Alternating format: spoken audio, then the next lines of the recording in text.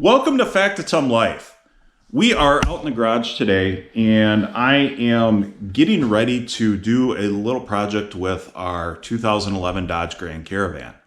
But before I get too far into that, let me first start off by saying if you haven't already subscribed, please consider subscribing to our channel. We have a wide variety of content. And if you're not familiar with the backstory of our channel, I live in far northern Wisconsin in the woods on 20 acres of land with my wife and 2 kids. And the purpose of this channel is to highlight what it's like living out in the country. We are 25 miles away from any sort of major grocery store.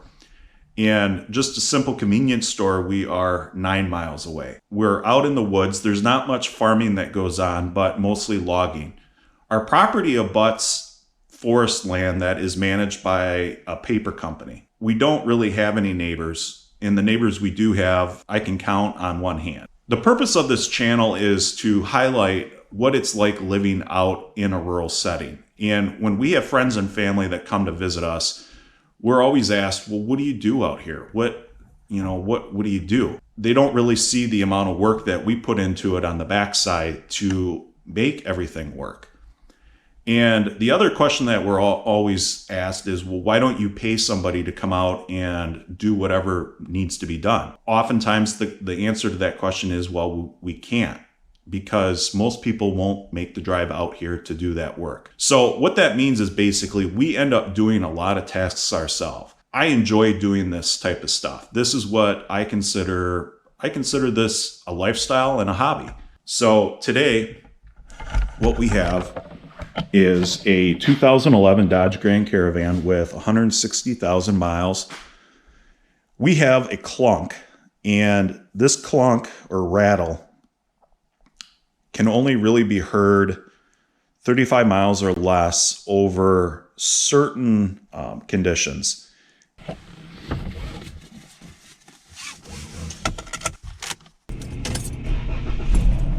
Okay, what we're going to do is we're going to go on a quick test drive. And I have no idea if the noise is going to come through on the camera. However, we'll give it a try. Almost like racquetballs in a container, racquetball container. And the fall, I have a video up from that time where I ended up replacing both struts with a quick strut product because the driver's side spring broke.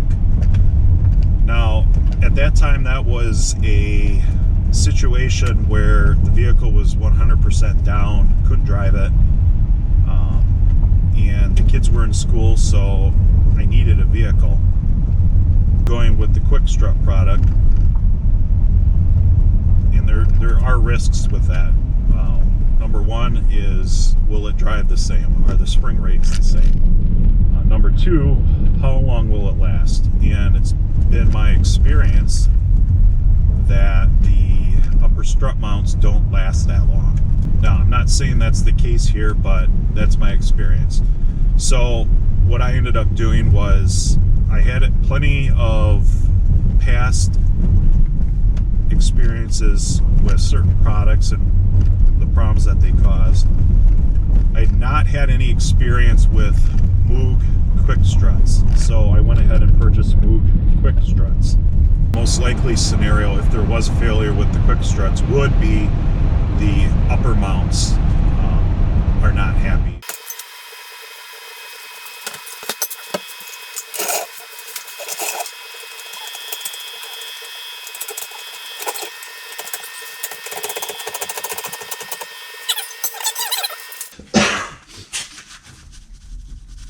Alright, so we have a little play. So what we're going to do is we're going to grab, this isn't an exact science, and when you have a lot of play, it's a lot easier to verify. Seems that we've got a little bit of up and down movement.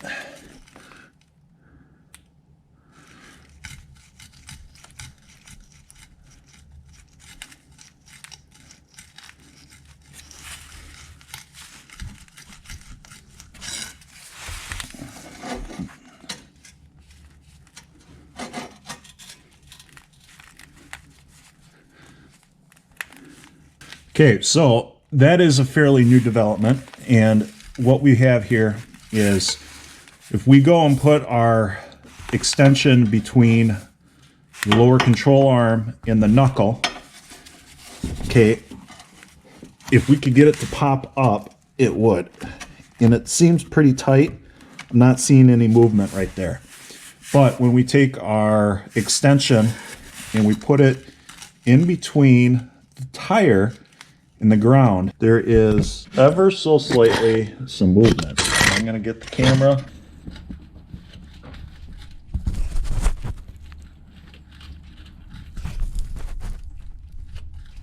So this is with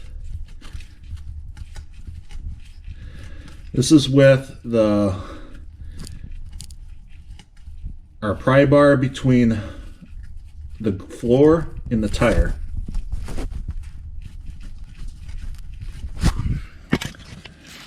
And we got just a hair amount of movement out of that lower ball joint. Welcome back, Factotum Life. Same video, day 2. We are working on our minivan, and what we had determined yesterday was that the left side, driver's side lower ball joint was loose. And I had openly discussed whether we were going to spend $30 to replace the ball joint here with a good quality one, which isn't an issue. We have presses, we have ball joint presses, or would I pony up for $118, including shipping and tax, to buy an entirely new control arm? And one of the arguments for buying the control arm is that the van has 160,000 miles. It's 10 years old, and we've got rubber bushings here and here. And these things, while on the surface looked fine, it just seemed like a reasonable upgrade for not very much money. Now, if this had been $200, I would have been inclined, and it probably is $200 through the dealer, I would have been inclined to just probably replace the ball joint. So in this instance, we went with the entire control arm. Now, this actually worked out quite interestingly. I purchased this through Rock Auto, which I tend to do Rock Auto or Amazon, depending on, price and availability and speed.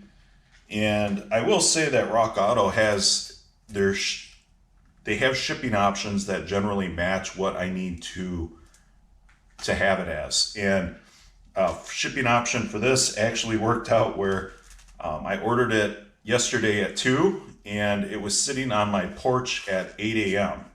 So logistics is quite the business, and I can appreciate receiving something quickly like this. So we're gonna get to work.